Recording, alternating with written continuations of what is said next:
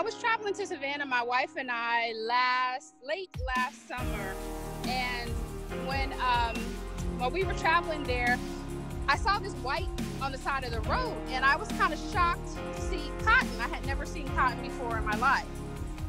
You know, we read about slavery, we know that there was slavery, but to see cotton and to put it in, I guess that kind of real, you know, right there in the moment. So I pulled over, I got out the car.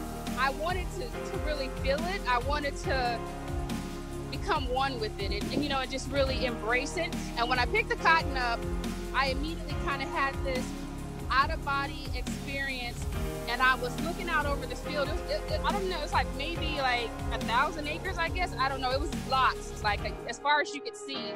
And I just saw all these Black people working. And when I had picked the cotton up, they all stopped, almost like how a deer would stop in the headlights and look at you. They all looked at me, and I was kind of looking around.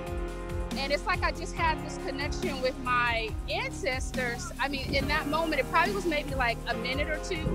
I remember what it smelled like. I remember the wind blowing.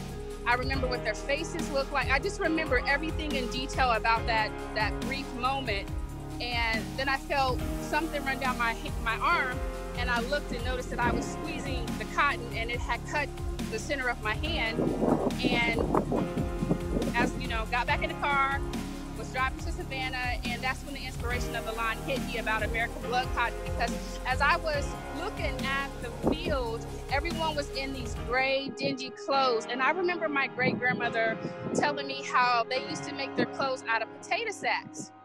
And, you know, they didn't have the colorful clothes, and she would tell me about the history of our ancestors and her great-grandmother, how they would wear these vibrant clothes and all that as a way to communicate. So then I started researching, you know, those prints and that kind of heritage, and was really shocked to learn, you know, I'm sure my grandmother didn't sit down and give a lesson about this, but here it was in a book that, you know, this is exactly what she was telling me when I was younger about how Africans would use clothes of different colors and different symbols as a way of communicating, because they were not allowed to do so once they were brought over here to America.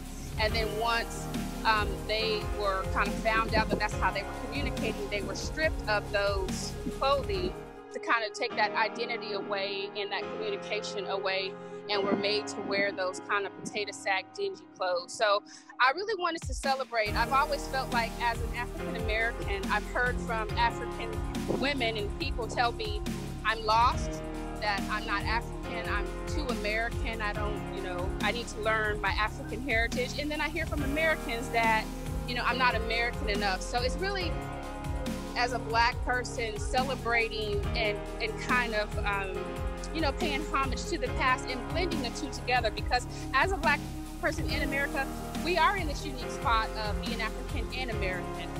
So wearing these colors and embracing them, but, you know, in a hip way, you know, it's kind of cut differently. I mean, the cuts of the clothing are different. They're a little more hip, more stylish. So it's a blend.